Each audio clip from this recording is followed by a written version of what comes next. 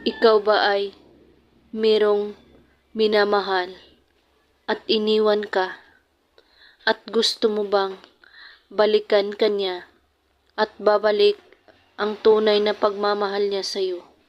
May ritual ako na ibabahagi sa inyo. Simple lang po ang ritual na ito pero napakabisa po. Sundin lang po ang mga pamaraan nito. Ihanda mo ang isang garapon na may lamang asukal, malinis na papel at bulpen. Sa papel, isulat mo ang inyong buong pangalan at sa baba, isulat mo din ang taong gusto mong pababalikin.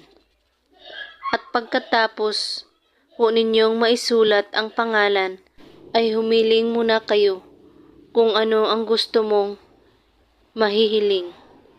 Pagkatapos maghiling, ay tupiin ang papel at ipasok sa garapon na may asukal at saka takpan.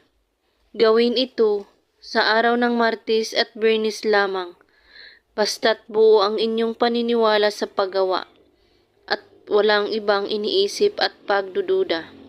At kung may katanungan po kayo ay magko-comment lang po sa baba. Maraming salamat sa panonood. May God bless us all.